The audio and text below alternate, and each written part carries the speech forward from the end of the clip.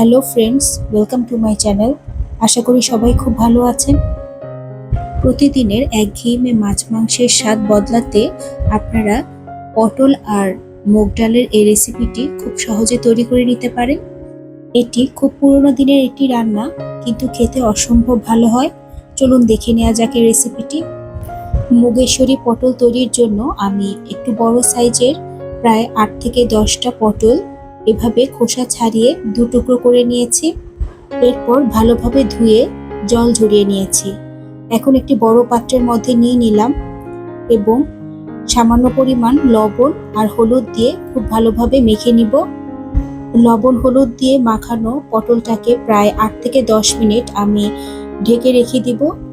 এর ফলে পটলের ভেতর লবণ আর হলুদ খুব ভালোভাবে যাবে আর পটলগুলো বেশ নরম হয়ে আসবে। অন্যদিকে একটি কড়াইতে হাফ কাপ পরিমাণ মুগ ডাল নিলাম এবং খুব ভালোভাবে মুগ ডালটাকে ভেজে নেব। মুগ ডাল থেকে যখন ভাজার সুন্দর গন্ধ বের হয়ে আসবে তখন কড়াই থেকে নামিয়ে নিব। ভেজে নেওয়া মুগ ডালগুলোকে 2 থেকে 3 বার জল দিয়ে ধুয়ে নিব। এরপর ভাজা মুগ ডালগুলোকেও প্রায় মিনিট 10 জলে ভিজিয়ে রাখতে হবে। এর ফলে ডালগুলো বেশ ভালোভাবে ফুলে উঠবে। ডালগুলো ভিজতে থাকুক, এরই মাঝে আমরা কড়াইতে তেল গরম করে লবণ হলুদ মাখানো পটলগুলোকে ভেজে নিব। মাঝারি আঁচে একটু সময় নিয়ে পটলগুলোকে ভাজতে হবে। খুব বেশি কড়া করে ভাজা যাবে না, এতে করে পটলগুলো কালচে রঙের হয়ে যাবে। ভিডিওটি ভালো লাগলে অবশ্যই আমার চ্যানেলটিকে সাবস্ক্রাইব করে আমার পাশে থাকবেন আর পাশে থাকা বেল বাটনটিকে প্রেস করে দিবেন। এর ফলে নতুন ভিডিও আপলোড হওয়ার সাথে সাথে আপনারা নোটিফিকেশনে পেয়ে যাবেন।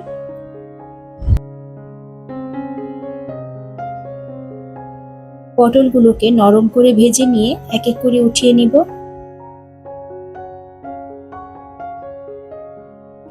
পটল ভাজা তেলে আরো কিছুটা তেল দিলাম, প্রায় হাফ কাপের মতো। এতে ফোড়নে দিব কটা শুকনো লঙ্কা, সামান্য একটু জিরে আর গোটা গরম মশলা। এর মধ্যে আছে দারচিনি, এলাচ আর লবঙ্গ আর একটা তেজপাতা।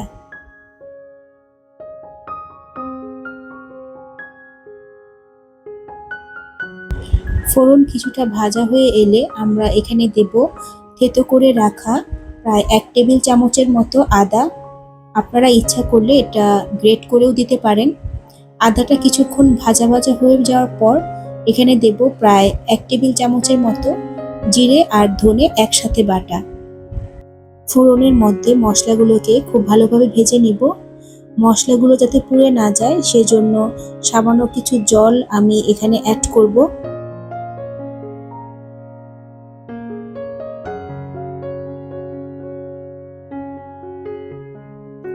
মশলাটা খানিকক্ষণ কষিয়ে নেওয়ার পর এতে দিব 1 চা চামচের মতো হলুদ গুঁড়ো আর 1 চা চামচের মতো লাল লঙ্কার গুঁড়ো।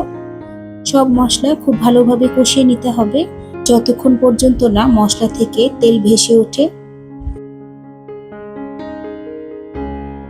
মশলা খুব ভালোভাবে কষানো হয়েছে। এখন ভিজিয়ে রাখা ভাজা মুগ ডালগুলো দিয়ে দিব আর মশলার সাথে খুব ভালোভাবে কষিয়ে নিতে হবে।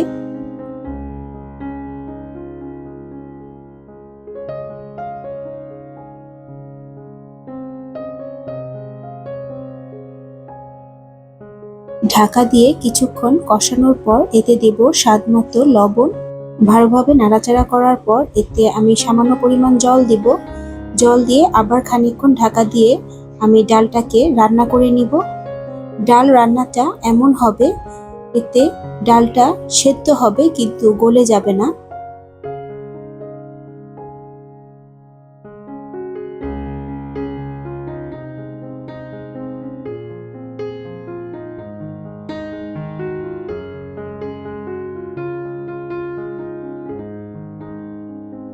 ডালের জলটা শুকিয়ে এলে আমি এখন এতে যোগ করব ভেজে রাখা পটলগুলো।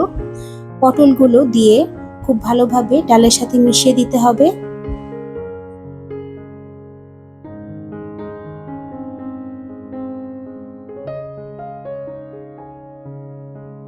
মুগ ডাল আর পটল ভালোভাবে কষানো হলে আমি এতে প্রায় 1.5 কাপের মতো গরম জল দিয়েছি। এখানে অবশ্যই গরম জল ব্যবহার করতে হবে আর আবার ঢাকা দিয়ে সবকিছু খুব ভালোভাবে সেদ্ধ হতে দিব।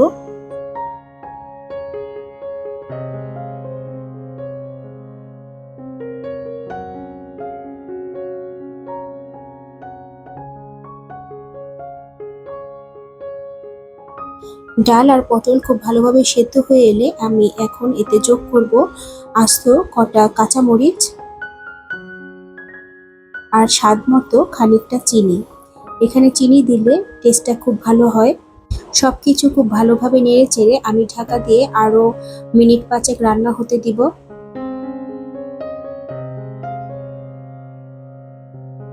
ফিরে এলাম মিনিট 10 পর। এখন এতে আমি প্রায় 2 চা চামচের মতো গুঁড়ো দুধ দিব। এতে টেস্টটা খুবই ভালো হয়। আপনারা ইচ্ছে করলে গুঁড়ো দুধের বদলে লিকুইড দুধ ব্যবহার করতে পারেন, সেক্ষেত্রে জল ব্যবহার না করে আপনারা দুধ ব্যবহার করতে পারেন।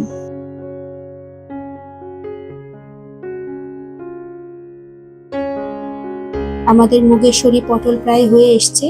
এখন দিব প্রায় হাফ চা চামচের মতো গরম মশলার গুঁড়ো আর প্রায় 1 চা চামচের মতো ঘি। ঘিটা অবশ্যই দেওয়ার চেষ্টা করবেন, এতে টেস্টটা অসম্ভব ভালো আসে। সবকিছু খুব ভালোভাবে মিশিয়ে আমি চুলা বন্ধ করে প্রায় 10 মিনিট স্ট্যান্ডিং টাইমে রাখবো। এরপর আমি পরিবেশন করব। এই রেসিপিটি এতই টেস্ট হয় যে শুধু গরম ভাতের সাথে নয়, আপনারা লুচি, রুটি বা পরোটার সাথেও এটা সার্ভ করতে পারেন। একবার হলেও আপনারা বাসায় এটা ট্রাই করবেন। আই হোপ আপনাদের খুবই ভালো লাগবে। যারা পটল খেতে পছন্দ করেন না তারাও এটা খুবই মজা করে খাবে। আজ এ পর্যন্তই, হাজির হব নতুন কোনো রেসিপি নিয়ে। সে পর্যন্ত সবাই খুবই ভালো থাকবেন আর ভিডিওটি শেষ পর্যন্ত দেখার জন্য সবাইকে অসংখ্য ধন্যবাদ।